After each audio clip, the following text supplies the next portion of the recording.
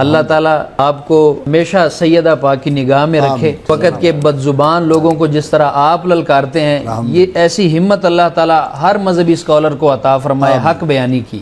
نبی پاک علیہ الصلوۃ والسلام نے تو فرمایا کہ لوگوں کے ساتھ ان کی عقلوں کے مطابق گفتگو کریں، لیکن آج ہم جب دیکھتے ہیں ایک موضوع چلا ہوا ہے کہ جی سیدہ پاک کے نام پر مناظرہ کرنا ہے۔ استغفر اللہ۔ موضوع کیا ہے؟ نبی پاک کی لخت جگر کا نام مبارک لے کر کہتے ہیں کہ جی مناظرہ کرنا ہے۔ استغفر اللہ۔ میں خدا کی قسم جسٹس صاحب لائیو ٹی وی پہ میں وہ بتا نہیں سکتا کہ کیا موضوع رکھا ہے۔ موضوع جی سیدہ پاک کو استغفر اللہ خطا پہ ثابت کر، ہاں جی، خطا پہ تھی نہیں تھی۔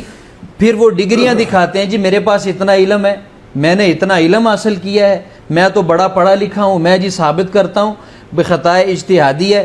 بھئی سیدہ اپنی دستار اتاریں، سیدہ پاک کی بارگاہ میں پیش کریں کہ مجھ سے جو جملہ نکلا ہے میں معافی مانگتا ہوں۔ یہ تو وہ بارگاہ ہے کہ سیدہ پاک کے بیٹے کی بارگاہ میں یزید کے لشکر کا کمانڈر آ کے پگڑی ان کے قدموں میں رکھتا ہے، اللہ تعالیٰ اسے جنتی بنا دیتا ہے۔ سیدہ پاک کا بیٹا جب ان کی بارگاہ میں جب وہ آتا ہے، یزید کے لشکر کا کمانڈر، وہ پگڑی اتار کے قدموں میں رکھتا ہے، اللہ تعالیٰ جنتی بنا دیتا ہے۔ حر کے نام سے ہر مجلس محفل میں اس کا ذکر خیر ہوتا ہے۔ اور سیدہ پاک کی بارگاہ وہ ہے جو بندہ ان کی بے ادبی کرتا ہے، اللہ تعالیٰ چہرے کا نور بھی لے لیتا ہے، توبہ کی توفیق بھی چھین لیتا ہے۔ بالکل ایسے